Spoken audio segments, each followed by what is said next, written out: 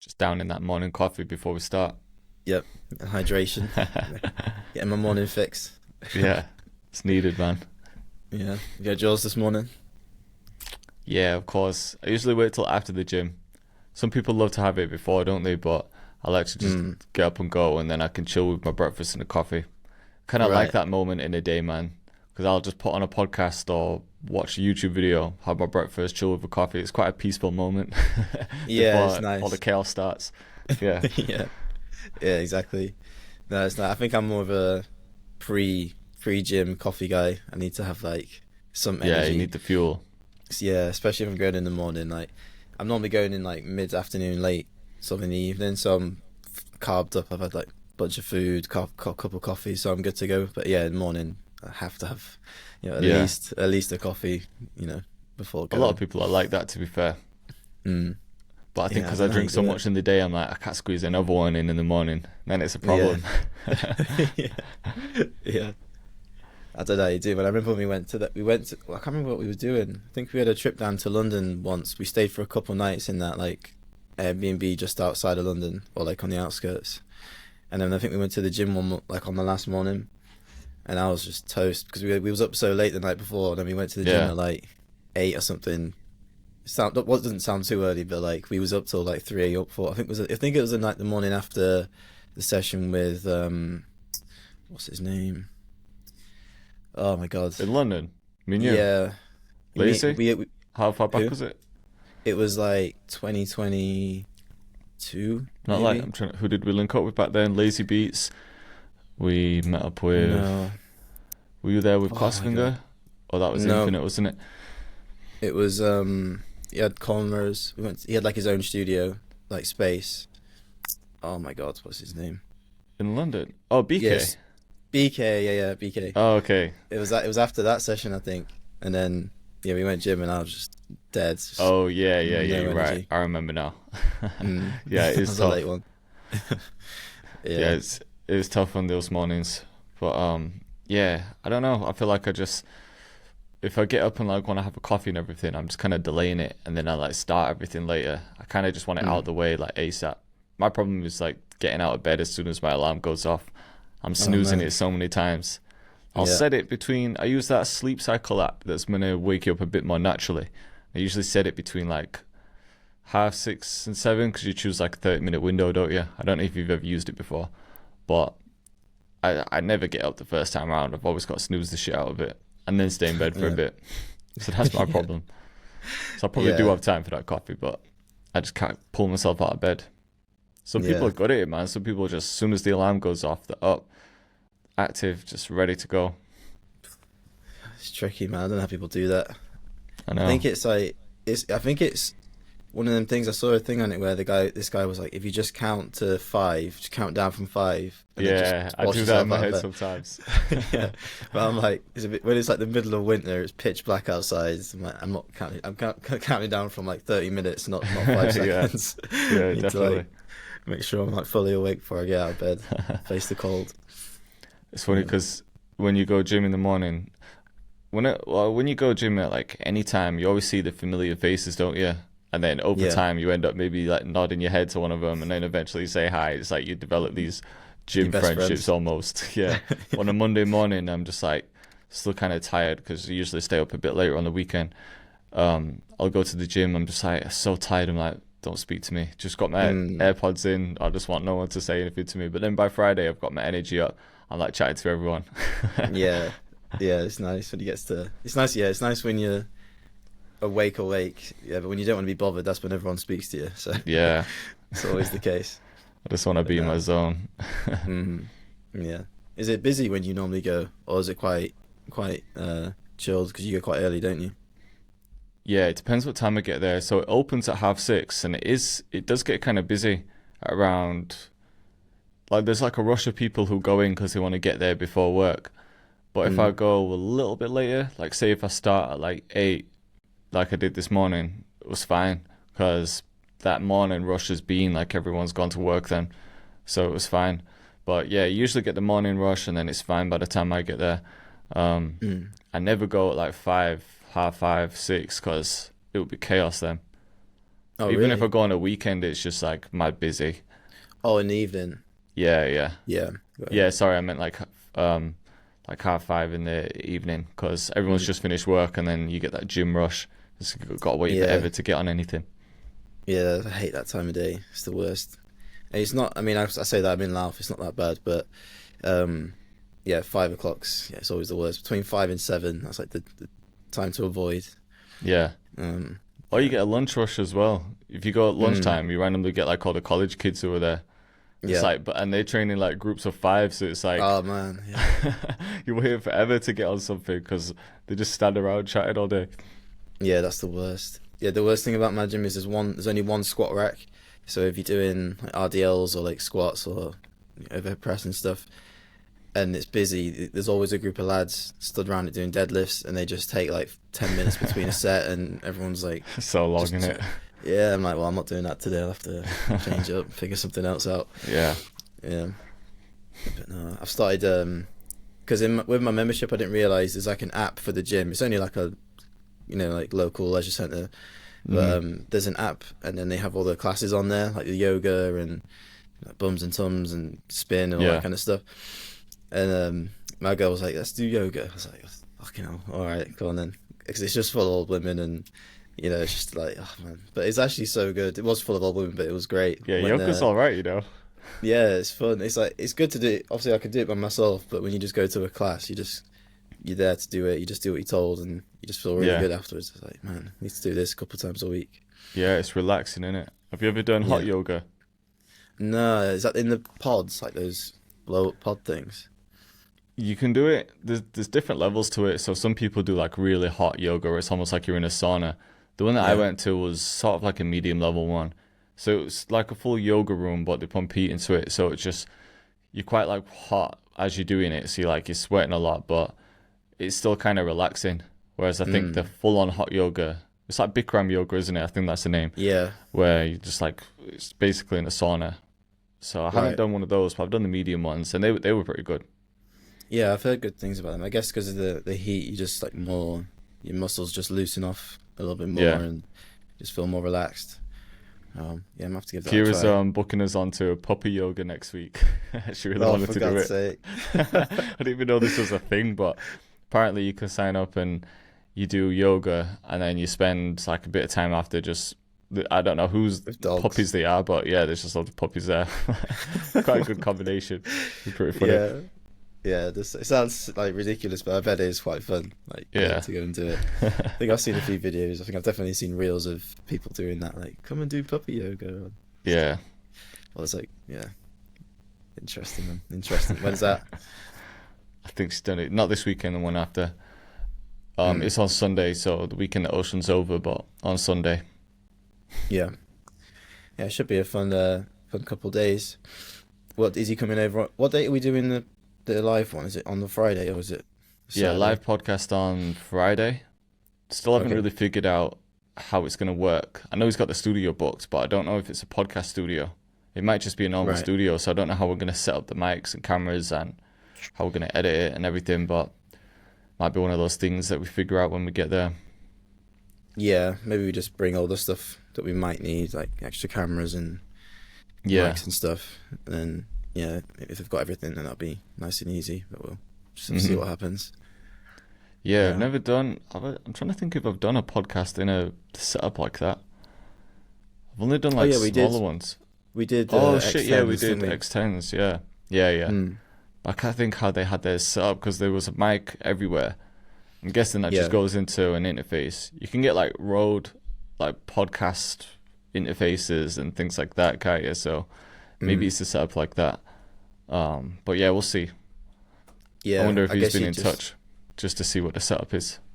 Yeah, yeah. Hopefully, if not, I'll have to just maybe try and figure out before we get down next week. Maybe just see what if Ocean's like found out, and then if not, we'll drop him an email or something. See what's going on. Yeah, that'll be good, man, because we'll have that first.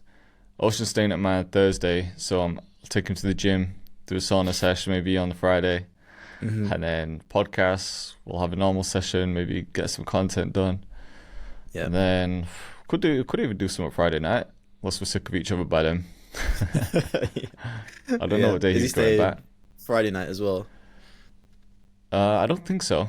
He didn't. He Okay. didn't mention it. He just asked Mm. if he could stay like Thursday. So I'm assuming he had something sorted for Friday, but I'm not sure. Yeah, I have to see. You could always just go grab some food or something. Cheeky burrito. It's been a while. Yeah, definitely. Yeah, Mhm. yeah, I'm sounds down good, for man. that. Yeah. Well, what's new with you in terms of producer stuff, man? Any new stuff going on? So what have I got coming up? I mean, this week I've just been doing the usual stuff, filming for YouTube, doing a bit of editing myself. I've doing more stuff with the Creators Club. Mm. I've put a lot more focus into that this year, but I still don't feel like I'm doing enough in there. I'm sure you've felt like that as well. It's tough when you have a community because I never want someone to feel like they're not getting what they're paying for. So I'm really just trying to put more emphasis on that, like drop an exclusive tutorial every week. This week I'm doing more of a content thing with them, so I filmed a behind the scenes of what kind of goes on in this room. I was just breaking down the equipment I'm using, like how I set my camera up, what I do with the lighting and stuff, just to show people like how I make videos. And then Yeah. at 4 p.m. today I'm going live, and I'm gonna like edit a short live just to show people like how I'd edit a short and little tricks you can do to like keep people engaged and make it more exciting to watch. So just that this week. And then like I was saying to you earlier, like sometimes I have like some set things that I need to do for the day, and then some random shit will just come up. Like my boy called me the other day and said he had a session with someone, like a big artist. It's like, oh, I need some loops. And then the same thing happened the other day, so I was like, right, let me just make some loops and just send those out just in case. So yeah, just I guess we've just been working on a few loops. Haven't actually made a lot of music this week, or for the past like couple of weeks really, apart from when I'm filming. I was saying I kind of got my head like right into the business side of it recently, like experimenting with some ads, just kind of diving deeper into my analytics a bit more. So Yeah. I just needed it. I think, because you spend like a lot of time just focusing on like music, you pump out videos, but then you don't really take a step back and look at like where traffic's coming from, what your conversion rates are, what do I need to improve? Like, is it the website I need to fix? Is it a traffic thing where I need to get more leads? Like, there's all these little things that you need to think about. So I've been trying to dive deeper into that this week. Yeah, nice. No, I think that's good though. It's just having those like phases, those it's like cycles in it. Like you get deep into it, you figure out like the next month or two, and then then you sort of like think, okay, let's just check back in and see what the numbers are saying, make some adjustments if you need to, and then go again. So that makes sense. How about you? Just normal stuff really. Still doing my weekly call with the community. A couple guys have started to start turning back up to those. It was just this one kid that was turning up to all the calls, which was totally fine. Yeah. But a few guys are starting to come back into them now, which is good. And then mentorship stuff, which is going well. I just had a call with the guy who's helping me with all of that, just to kind of plan the next sort of rounds of of guys that come through, and then and then just figuring out like a plan for the current guys, like basically just sorting out like a little survey at the end just to see what they thought of the whole like experience, if it was what they thought it was going to be, what they still think they need help with and stuff, and potentially kind of keeping them on kind of like a lesser fee, but something where if they still need help, I can still like help them out, Right. That makes sense. So just iron out those details, and then outside of that, man, just normal stuff, filming, editing, all that kind of stuff. The usuals. Yeah, exactly. Finally getting a little bit more momentum with the YouTube stuff. Not much, but like a little bit. It's starting to creep back a little bit. The growth's slowly coming back. So that's good, man. That's a good sign. And I've also got like a bit more of a direction with the actual content now. Cause now that I'm doing like the mentorship stuff, and like it's like I know what the structure is of that. Like it's kind of like dripping into the content, so I kind of it's giving like good ideas for videos that can actually be helpful. Yeah, I guess you can make content dedicated to helping people in the way you'd help them on a mentorship call, but it's like that's like the perfect video to attract someone who would take you up on that. Because I do it all the time with like business stuff. Like as soon as I watch like a few videos and like I start trusting someone on, I don't know, something to do with like the other day I was just watching a video on email marketing and analytics, and he was just breaking a lot of things down. And then I was like, man, let me see what this guy offers. And then I was going on his website, and then of course he has a course, and he has a mentorship and everything. I'm like, I can see why people will get it. And I was like tempted to buy the course. And the crazy thing is in like the business sector, you know, if you're trying to like grow your business or you want to buy a course based around that, these guys are charging like thousands for the course, and people don't really complain. It's just like this, they'll sell it. But if a producer did that, people would be like, this is a scam, I'm not paying that. It's like, it's crazy. You could put so much work into something and then people will just instantly call it a scam because they don't want to pay that fee. Yeah, it is crazy, like the price point for producers, especially if you're trying to sell something that's business related. For some reason, people aren't willing to pay as much for that kind of stuff, which is kind of strange. It was the same thing with Dark Label, except they've got like a production mentorship thing. It's called like Groundwork, and they started off charging. It was mainly aimed at people that want to get into producing. So they've got a full-time job, they've got income on the side, so they've got that disposable income, and they started off at like $3K for like a 3-month program, and then they brought it all the way up to like $9K or something crazy. But then the Dark Label stuff, which is aimed at helping producers and helping them with like the business, he couldn't go above like 3K because like the people, the clientele that come into them are there because they need help with the business, so they haven't got that. They're working producers, maybe not that. They got too much spare cash to throw at it, so that kind of hit a cap. So it's weird. He almost thought it was going to be the other way around, but it just kind of happened like that. Yeah, I guess it's down to really defining your audience. Like there will be producers out there who are willing to spend a lot, who wanted to take things serious, but there's a high percentage of producers who are just kind of doing it as a hobby, or they're quite young.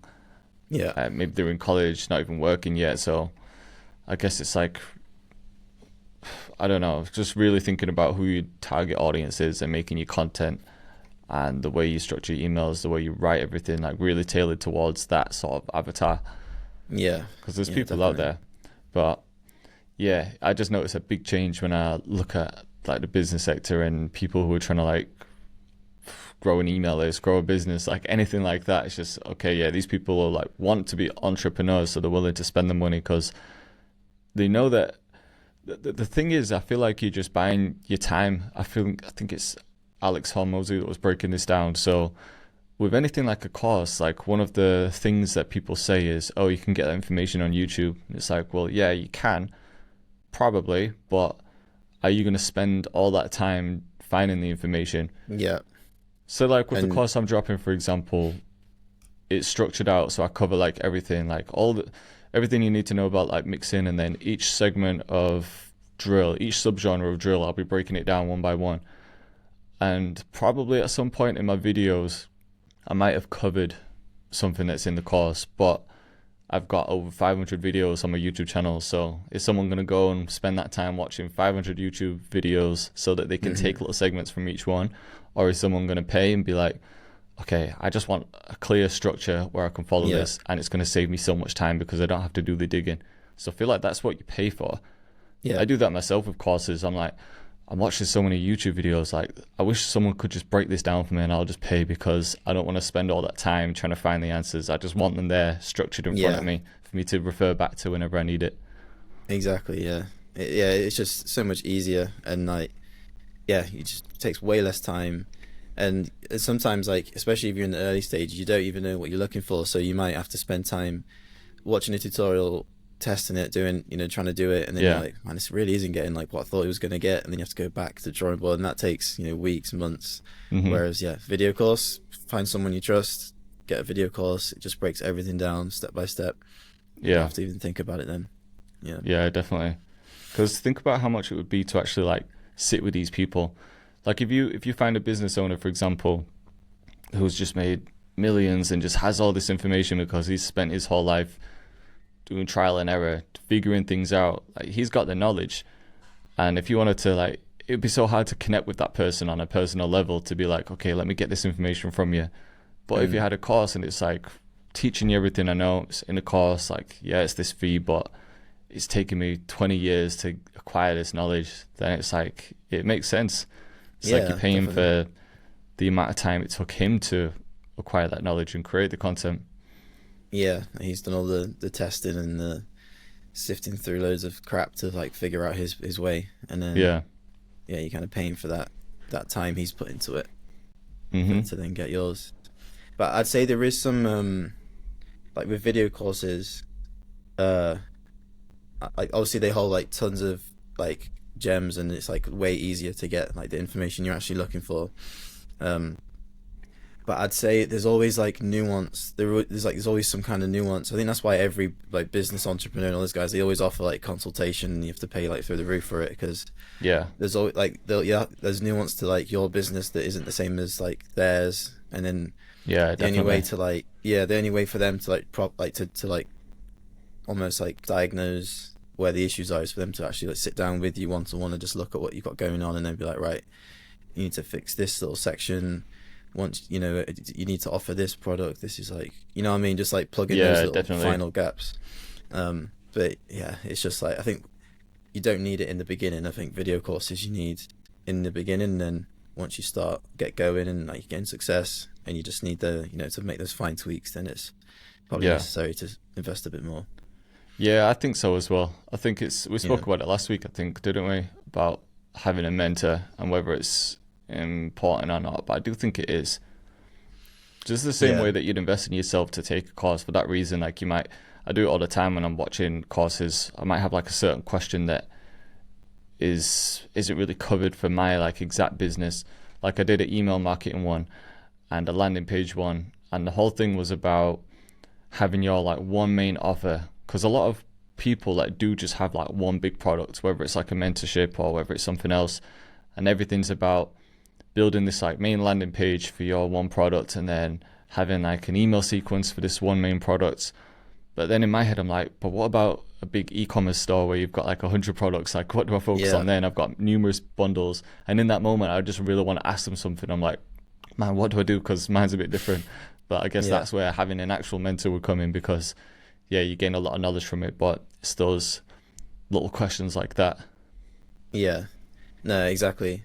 I know what you mean as well, because like I'd say in the majority of especially YouTube content, entrepreneurs and stuff talking about email marketing, that you're right, like every single one of those videos, they're all aiming it at one service or like one specific product. Whereas with like those guys, it's like we're selling a bunch of different styles of kits and stuff. It's like, how do we optimize for everything, without just throwing a load of kits at them and hoping they all sell, So exactly. It's a bit trickier to figure out. But I guess the Heat guys, they're putting out quite like some good content on YouTube with like setting up kit sales and the email marketing stuff. Yeah, they're back on YouTube now, aren't they? They had like a break on YouTube for a little while. There's not really many people out there doing like producer focused content when it comes to like marketing. It's quite a niche thing. I'm surprised it hasn't. I'm surprised it's. I mean, I'm trying to think now. Who else is there? There's Heat, and then there's a few guys that do like selling beats online tutorials. Yeah. But outside of that, there's not many. So it is a huge market, because there's so many. There's a good bunch of producers now that selling kits, and producers that want to sell kits. There was Gabe from Legion Beats for a while. His like whole thing, but there wasn't loads of organic content. He did have his podcast, which was quite good. But his like whole course that he was selling was based around selling beats. Can you remember that wave? Probably about 5 years ago, wasn't it? Because I remember it when I just left my job. Because I was watching his stuff and I'm like, man, it's this easy to sell beats. Like, I really need to start a type beat channel. But there was a wave where he was going like hard with ads and selling the course. And his whole thing was like, he started the whole thing with like, download 10 beats or 5 beats or whatever it is. I think you were in the course, weren't you? Did you take it? I wasn't in it, but Ben's music was, and we used to talk quite a lot back then. And so I'd give him some stuff, and then he'd tell me some stuff about the course and whatnot. So I just remember all of a sudden I was seeing like ads for like loads of different producers saying download these 5 beats or free 5 beats. There was just like a Yeah, period where everyone was like using the same strategy. yeah. That looking back at it, I mean, I tried it. Did you try it? No, I don't think I did at the time. It was when I was like just leaving my job, so I wasn't really ready to commit. I still needed to get better at making beats, so I didn't want to Right. commit. Yeah. Yeah, I mean, to be fair, my beats were terrible back then, but I saw it and I was like, he hooked me Yeah. with the strategy. I was like, oh, I need to do I was on this. the webinar, I Um, think when he first did like the webinar. The free webinar, yeah. Yeah. Yeah, they give away. There was some good gems in there, but at the same time, I think he kind of devalued somewhat like the. I guess it's like a lead magnet, like 5 free beats. Um, but in my head, like I liked it. I liked it. I did give it a try, but in my head, my gut was always like, I was always just a bit like, a rapper's really gonna want because it's an ad, so they're obviously gonna see that it's loads of other people are gonna see it. I was like, a rapper's really gonna want the same 5 beats that everyone else is gonna be seeing pop up on this ad. I was always like in the back of my head because I didn't have much success with it, but my beats weren't the best and branding and stuff wasn't that good looking back at it. But There would have been a I feel lot of like people using the same ads and like packaging it the same way. But I feel like if you niche down and let's say for example your whole thing was like country trap beats, you know what I mean, just something mm, like quite unique. If you packaged it that way, then artists might see it and be like, oh, this is like exactly for me, let me download these, see what they're saying. But if yeah, it's just like, oh, download 5 trap beats, which is like what everyone was doing, then it might be kind of difficult to capture someone's attention. yeah, that makes sense. Yeah, I guess it's probably more so in like the ad creative and how you actually Yeah. pitch it that was more important. So Yeah, I'm kind of learning that with ads as well. Like I've been testing some. I usually like set up a couple just to see what I can get when I do like a product launch. But I missed it with this G'd up drum kit because I think I was away. I was waiting for like I paid someone to create some ads with some like animation and stuff, but it didn't come back in time. So I've only just set them up like last night, and obviously it's very like early to tell right now, but there's no conversion so far. But then when I did it mm, for the Sacred Trap Suite, I was getting like quite a few conversions. So I'm like, what's wrong about this one? And that's like yeah, I guess that's like the fun part of it, kind of like figuring out the problem. But it could just be something as simple as like the wording or the actual ad set that you're using, so the actual video. Um, I'm testing like 3 different videos at the moment, and one of them is getting more views than the others, but none of them are converting. So then it's like, okay, do I need to fix the landing page? Do I need to change the video? It's like, right, yeah, it's like a new challenge now. yeah. Trying to figure out what the issue is. It's a whole other thing. Can you like what in terms of the analytics? I wonder like what because I don't know what the numbers are. Like for a certain amount of impressions, you should expect this amount of views, and then for the certain amount of views, you should expect this amount of clicks. And then I guess if all those are checked off and all those look good, then it's like okay, maybe it is the landing page. But do you know like roughly what the conversion numbers look like when it comes to ads? I mean, it's only been like a day since I've been running this one. I kind of Mm. look at the return on ad spend. So I'm thinking about, okay, how much is the product I'm selling? How much have I spent on the ad? And I kind of mainly just look at those numbers because if I've spent £20, but I've made £40, then I've doubled my investment. And with Yeah, it being digital products, it doesn't really cost me anything up front. I don't have to like ship it. I don't have to spend a lot. You can kind of work out the minor details if you wanted to think about how much it cost you to like make the kit, how much email marketing is costing you to like get people into the funnel, like all of those things. So you can really break it down and work out how much it actually costs to acquire a customer. And then if it's profitable against that, then it makes sense to just keep running it. So they're like the main things I look at really. But in yeah, terms of like, yeah, I guess if I can see that I'm getting a lot of website views, but I'm not getting any sales, then that's obviously a good sign that the website page isn't converting well. So then I might think about reworking the landing page. Or yeah, if there's a video that's just not really getting any views or impressions or anything, then it's like, okay, maybe we just kill that ad set and think of a different video. And then obviously it's the audiences as well. So usually I'll start off with like 3 different videos and I'll test it against a few different audiences. Facebook these days are trying to make it more simplified and just trying to get AI involved. Like they're really trying to encourage you to use Advantage Plus, which is just, you just set up the ad, they'll find the audience for you. And I think they did that because it's a bit harder for them to track data these days, with things like, when the iOS update came in and people could not agree to it. So not as much data was getting passed. So when you use Advantage Plus, it's mainly for them to just, I think they just test it against like a wide audience, and then their system kind of like narrows it down for you. So I usually split it. I'll have like 3 videos. I'll test it against an audience like that, like they're just like Advantage Plus 1, and see if they can find the audience. And then I'll also test it against website viewers, so anyone that's actually viewed my landing page. And then I might do another one where I've sort of controlled the audience, so maybe it's like my most popular countries, so like UK, US, some places in Europe. So usually like 3 ad sets against like 3 different audiences, see which one's performing the best, kill the shit ones, introduce some new ones, and go from there really. Yeah, that sounds good. And how, like, in terms of like budget, is it just do you put all the money into one ad set and then you can split them all up once you put the money in, or do you have to like set them up individually? Yeah, to test you can just split it, so it sounds like there's 9 different things going on, but really I've just got like just a test, like $25 a day. Maybe you could, obviously if your budget's higher, you can increase that. Just run that for a little while and kind of just tweak things as you go. Yeah. And obviously if it's performing really well, then you can just increase that budget and put more into it. Yeah. Do you do them through your phone, or do you just do it on your, like, through your laptop, through your computer? Always through computer. Yeah, I'd never just like boost a post or anything like that. It has to be like, I have to like do it proper. Yeah. I was just curious because whenever I drop a kit, I'll normally just do a quick boost, like just so I can reach all my followers. Yeah. And I did it, and I didn't realize that Apple have put that fee on, haven't they? So I went to put like 50 quid behind it, and then it came to the checkout and it was at like 90. I was like, oh really? Right. And it broke it down. It was like £50 for the ads, and there's like a service charge like fee, 40% or 30% or something. Like, yeah. I don't know.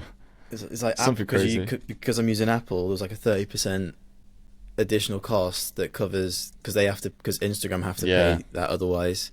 I was like, wow, because you can't That's even like insane. boost the put. Yeah, I thought that was crazy. So I just did it through my laptop. It was totally fine. But yeah, I can't believe I it. used to think boosting posts was better than nothing, because whenever you make a post where it's like out now or anything that sounds salesy, it's just like your reach just drops so much. That's why you gotta be like creative with the content. But I feel like if boosting a post is better than nothing. But it's like I didn't really see much back from it. I felt like I was just doing it just to get my likes up. I think you're right. To be honest, I think after this kit that I've just dropped, I might not even do those like launch posts anymore. I might just do it through just reels and like short form content and just promote it that way. Yeah, like creatively, not just out now, download the kit. Just because, like I say, it just kills the reach. I think as soon as they see or hear out now in the video, that's it. Just straight away. Even if you haven't wrote it in the description, it's like they know what words are popping up in the video. They can see that. They can see it. Yeah. I think before you could get away with it. Now it's like, yeah. Now they've everything's trained up and I just write everything backwards. But now out. See the clock it. Yeah. Imagine you do that, it just like triples the reach. Yeah. But you got new kits dropping? No, not anything in the not nothing I'm working on at the minute. I don't know what I'm gonna drop next, to be honest. I might do another like expansion bank or something like that. I don't think I'm gonna do like another like big kit, because the idea with this 2025 one was that it'd be like for the whole year, like enough sounds for like the whole year. So I might just keep pushing that in videos and stuff. How did that go? 2025 it's gone kit? alright. Yeah, it's gone alright. I should have really, and I probably still will, drop a YouTube video on it, because I normally do that like with a kit. Yeah. Just think of a way to like angle it a bit so it's not so salesy. But yeah, like to say all I've done is drop a few Instagram reels with it and just put on my stories and use my email marketing for it. It's not been too bad. Nice. So yeah, especially with like the amount of views I've been getting especially on YouTube as well. Like I'm happy with how it's performed. That's good, man. But yeah, I'm just trying to trying to get it all back up again, get it going again. Yeah, it's hard to keep up the constant kit releases. Just kind of going back to what we are saying about like a lot of people who just have that one main product or service. It's like they can just spend a lot of time just kind of looking after their client base, maybe being active in the Discord, maybe, I don't know, just spending more time with them that way. But for us, it feels like once someone's bought a kit, it's sort of more of an impulse buy, isn't it? It's not like a long-term thing, because we're not charging like a lot for it. And then they get bored and want something new. So it's like we constantly have to release kits. Yeah. It's like full on e-commerce, isn't it? Yeah, it is. Yeah. I feel like it's like you just quality has to be there, obviously, especially nowadays. But then at the same time now it's, yeah, you got to crank them out as well just to stay in people's radar. Yeah. Yeah. Mm-hmm. So, But like I've dropped so many kits now that I'm not run out of ideas, but I actually still use my kits a lot. Like anytime I'm cooking up, I just use my kits. And like, right, to think of something like new now would have to be, yeah, I don't know. There's always like new sounds to make, but it's tricky thinking of like a whole brand new kit again. like how you're going to package it and how is it going to be unique from the others? Yeah. Yeah, exactly. Yeah, it gets tricky. I think we've kind of entered that phase now where we started off and it was full of energy, super motivated, and we just kind of knew exactly what kits to do because we knew our genre, our niche.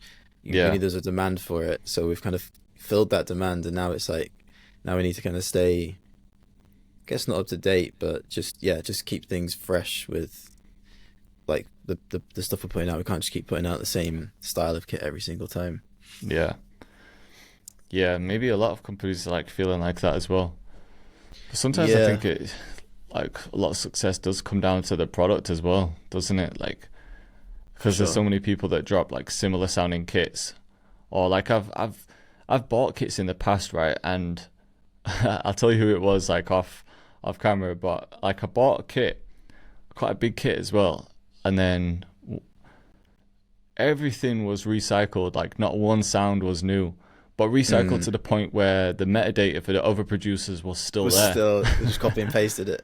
Literally just copied, like, because you can rename the file, but the metadata stays there. You have to re-record it. Yeah. Yeah, it's like everything was just the same. I'm like, man, like, no wonder I can see why people get annoyed and complain about recycled stuff, because I see stuff like that happening. Yeah. But then on the flip side, if you're someone who spends time like making quite like unique stuff, and it's not just copy and pasted, then I think people definitely appreciate that more. Although it's a tricky one, because sometimes people like will hear your beats and it's like, I want those exact sounds, but then you don't want to sell a kit that has all those exact sounds because you might have used sounds from another kit. Yeah, or one of your older kits. Yeah. So a lot of new producers want like the go-to sounds, like they want the spins and the zay and all the classics. But then if you were to sell that, then it's like, I can't just package a sound just of recycled sounds. It's like I'll always include like a couple essentials out of the 1,000 sounds in there. I might include like the spins and the zay just so it's easy for people to access. But I feel like you couldn't make a whole kit just on that. No, so we really need to like think of new ideas now, just to kind of push boundaries a bit more. Yeah, for sure. I think that's it as well. Like people come to you because you don't do that, and it's like it's kind of give your brand, it's giving like your brands that like credibility, like like it's legit, like they're actually good kits, which is why people keep coming back. But I just think when you do get those kits, I don't think any of those guys are like doing too well with it. I think they just did it as a quick money grab, and then it's like a pump and dump. It's basically a pump and dump in it. Pretty much, yeah.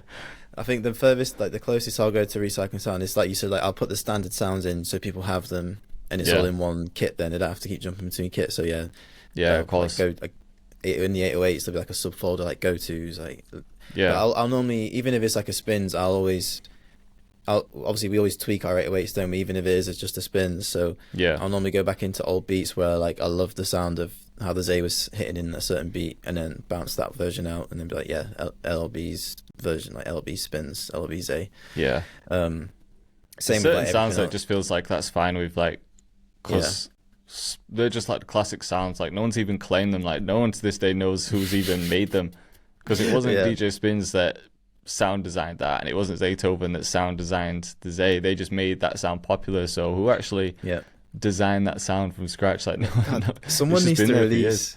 Someone needs to release one of those like docu-series, like videos of like the origin of the spins, the origin of the Zay. Just trying to figure out where it actually came from. Would be a good idea. I'm sure someone who was listening might do it. I just didn't want to spend the time even trying to dig and find it. Yeah. I think you'd need to be a big channel where you can contact people and they'll be like, oh, and then they'll actually respond, and you can do a bit of digging just through like contacting people. Because the producer Grind did an interview with DJ Spins, and he said it was in a kit that he found, and he just popularized it. So maybe you could speak to him and find out what kit he used. But then that kit might have been a recycled kit from something else. It's like, it was probably just some random guy who worked for a company that was making like a stock pack for their software or whatever it is. It probably wasn't anyone that was like making content, or, you know, like certain companies will just have their set sound designer where it's like, okay, Omnisphere will have their sound design guy who you've never even heard of, but he's just making all the presets on there.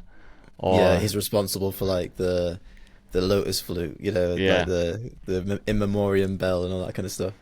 Yeah, we actually met the guy actually.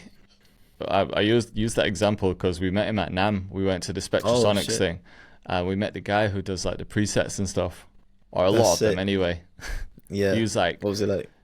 It was a cool guy, man. He was like interesting. He was telling us some interesting stories. But that's someone who really understands like sound design to a T.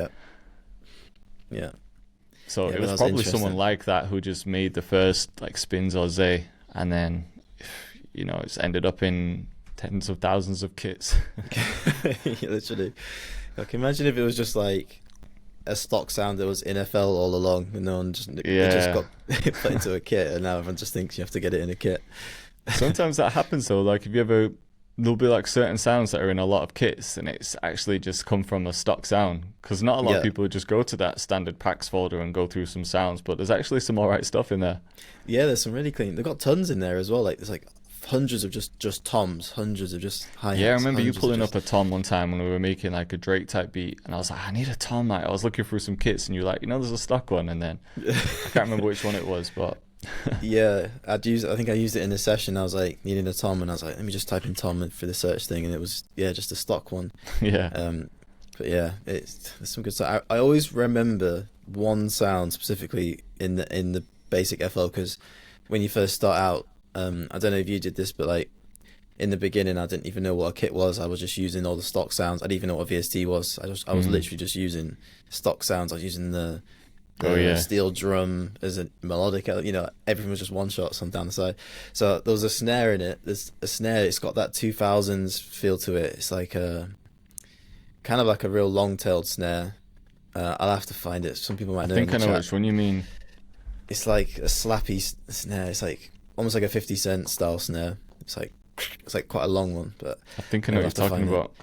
Yeah, it's like Snare 4 or something in the hip hop folder or something like that. Yeah, and it's found its way in a lot of kits. Yeah, it was used, and I heard it in like tons of songs as well, like big songs. Did you? Yeah, I heard it on the radio the other day. I was like, I know what snare that is. I was like, what are you on about? I think someone made a video following the chop snare, just to go through the history of the chop snare. I'm sure that was the thing. I mean, that's got to be one of the most popular snares. Yeah, because it was thingy who popularized it, Young Chop. Yeah. But it actually came from like a sample before that chop snare, right? Where someone could find it. What is the chop snare? I'll have to find the video. Yeah. Yeah, I can't remember what the title was. Maybe it's just what is the chop snare. I don't know if that's it.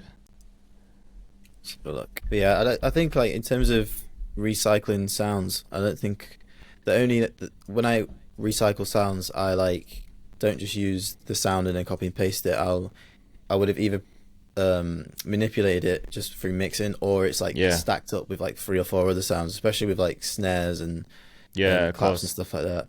Like with the 2025 one, like I just bet because I just had a habit of doing it over like the last 6 months. When I'm making like gunner style beats, I'll just always have like at least two snares hitting at the same time, and then they won't be playing in certain like one snare will hit, and then it'll be like two or three snares, and some of them just really cut through. I was like, yeah, man, like just fuck it, I'm just gonna bounce all these because I'm gonna use them anyway. So they blend together.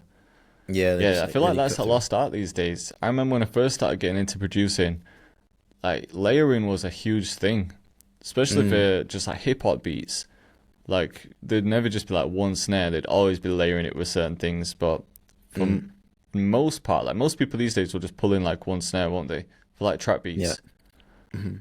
I keep telling the mentor guys to like do that, and I'm like, I like the beat, but it's just the drums are kind of like a little bit lifeless. I mean, but it works though. Like there's so many placement beats that are just one clap or one snare.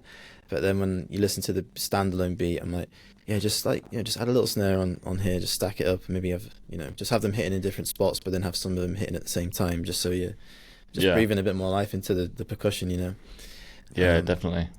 But yeah, it's subjective, I guess, at the end of the day. Yeah, that's the thing, isn't it? Like, you hear like so many beats that get placed with big artists, and it's just like the most simple thing. But then sometimes when you make those beats, you almost feel this guilt where it's like, I need to do more in this. You know what I mean? Yeah, I do that all the time. And I think like now, I think after that 2023 that run of sessions, that was like where I made my mind up. Like I don't, because that's the thing. Like simple beats always bang, and they always end up getting big placements. But I don't think I'd want. Obviously, I probably would be different if it was like a Drake thing. But I wouldn't. I'd want my name attached to like a beat where I'm like proud of every beat. So I'm never really making beats now where I'm like, let me just crank a beat out for the sake of it. Microwave beats. Yeah, I want something that's like I'm actually proud of, Yeah. So, yeah, that makes sense. I think that's why I've always spent so long on a beat. Like when I do a stream every Friday for the Creators Club guys, and the stream usually lasts 2 hours, and I probably make 2 beats, and that's with loops as well. So it doesn't seem like much, but then when I always feel like guilty when I'm making it. I'm like, sorry, you've got to watch this, guys, like, because I'll be arranging it, but I spend so long like arranging my beat, but they're just like, nah, we want to see. Because there's a lot of people out there who do just make like microwave beats, and we've done the 10-minute challenges, like we can do it, but it just feels a bit soulless sometimes, where it's like, I don't know, I can do so much more. You know what I mean? Yeah, like our abilities to actually produce are actually way higher, but we can, like it's easy for us to just two-step it, clap it, spins 808, whatever, standard chord progression, or just drag a loop in.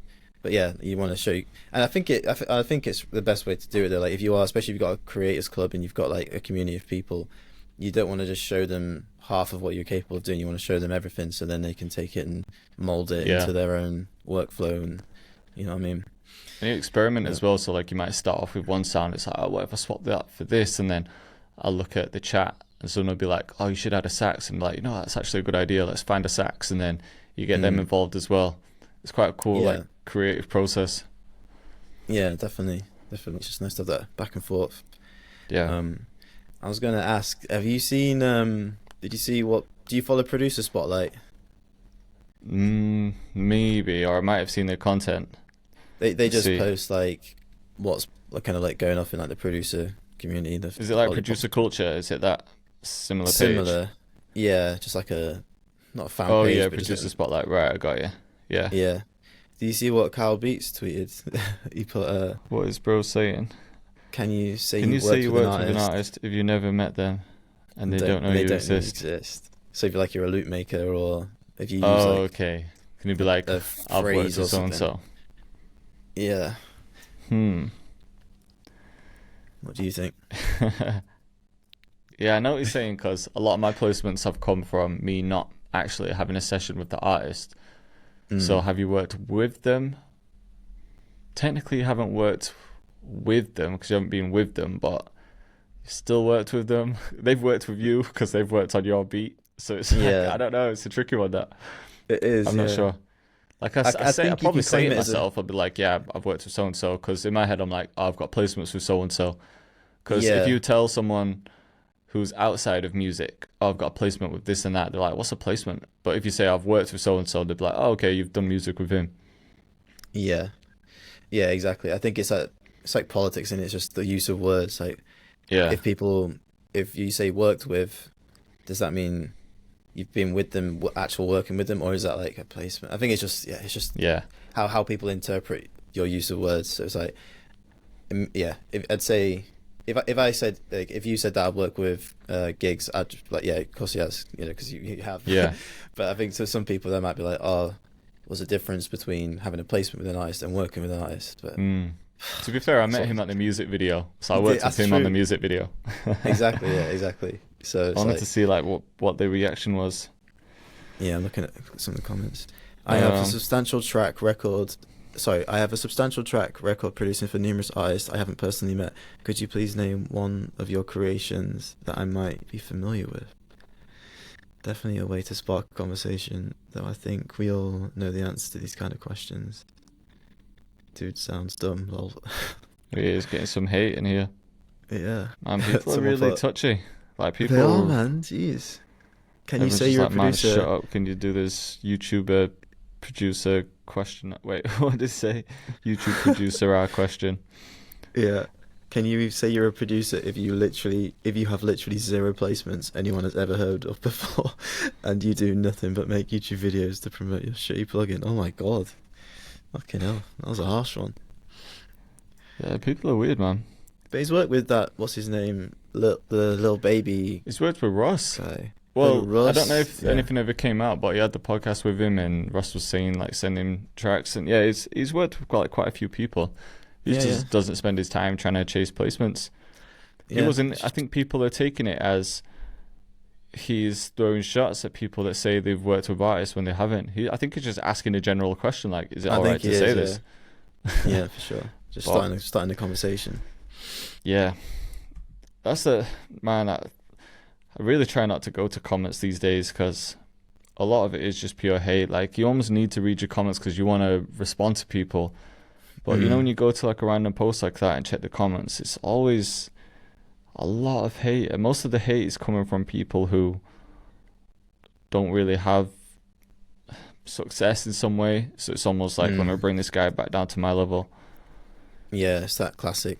If you're not on my level, then you can't be, Yeah, like just going on some of these people's profile, it's like people are giving him hate or going on profile and it's just pictures of them in the gym. There's like car pictures and nothing to do with music. So I'm like, why are you lot getting triggered? It's probably because you've always wanted to do music, but you're not doing it. So now you're hating on the people that are. Yeah, exactly. People are funny, man. Yeah. I think it's something. I'd say, I was just going to say, you probably can say that you've worked with them. Because just like you said, it's the terminology, isn't it? It's like, well, yeah, if you can back it up. Yeah. Yeah, if you can back it up, you've worked with them, You've got if it's a loop you've used, that they've used, and if you're credited, like, how can you argue with that? Yeah. Yeah. Yeah, I think it's fine. Yeah, for sure. Maybe, I think if I was like, to be nitpicky, I'd probably like, if I was like trying to sell something, I'd be like, I've worked with so and so, or I'd probably say like, I've got placements with X, Y, and Z artists, just to like avoid that whole conversation. Like, bro, where's proof? Like, where's the pictures of you in the studio? Even if you have worked with them, they'll be like, where's pictures? Like, well, take pictures when we're in the studio. You're professional, Just 1 minute, boys. Stop working. Just let me get a selfie before we start recording. It's just a different age now, isn't it? Like at one time, people had to be with each other, but really in that age, man, like it's fine to be able to just send beats out. Is what it is. Yeah, exactly. Like Al Hug, just chilling in Switzerland, working with Chance the Rapper and some crazy artists, winning Grammys. Yeah, so exactly. Can't argue against that. Yeah, like if he, like with him winning a Grammy, he might not have met that person, but can he say, is it wrong for him to say he's worked with that person, even though they've won a Grammy together? Like, you won't be like, nah, you can't say you've worked with him. Like, we've literally got a Grammy together. Yeah.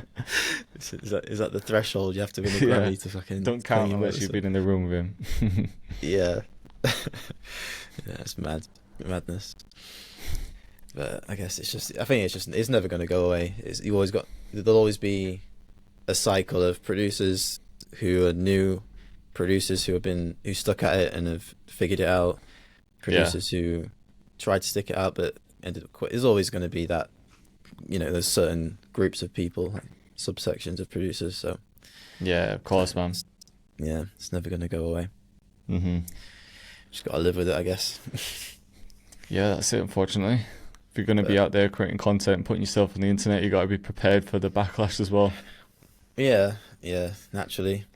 I think it's as long as you're putting out stuff and information like where you can, like if there's always that conversation, you've spoke on it and you just say like, no, this is actually the way it is. I've experienced it through sessions. I've worked with enough people to have this opinion, and it's an educated opinion now. It's not just me saying it. Then I don't think there's. It's just it's when producers put their opinion out and then they've got nothing to like stand on with it. There's no actual like, oh, I've done this. This is why I feel this way. This is why I think this way about a certain situation. Yeah, you just like throwing comments out with nothing to back yourself. Yeah. So, getting deep today, man. Not talking about what were we talking about last week? Water bottles and gym. That was mainly the. But like whenever there's just like two of you, it's like you end up actually talking about music. But when there's three of you, it's just like you end up talking shit. Yeah, literally. Back to regular scheduled programming next week. It'd be even worse next week when we're in person. I wonder what parts like people enjoy the most. It's probably a mix, isn't it? Like some people like the music talk and the gems, but then some people just want to listen to people shit talking as they're driving. It's just like mindless. You don't have to think too deep. Yeah, no, I think that's it. We've got best of both. I think with this, it's like when I'm listening to Rogan, like some podcasts are deep and you really like want to pay attention to it, and then some like the fight companion where he just gets his boys in and they're just shouting at the TV at the fights and stuff. But it's just jokes. Yeah. So. Yeah, it's the time and a place for everything. Yeah, for sure. Do you want to wrap it up there? Yeah, let's wrap it up. All right, man. Well, yeah, it'll be a good place to finish it. So next week it'll be the first live one, man. Looking forward to it. So we'll keep everyone posted on it. But yeah, much love, everyone. We'll see you soon. Peace.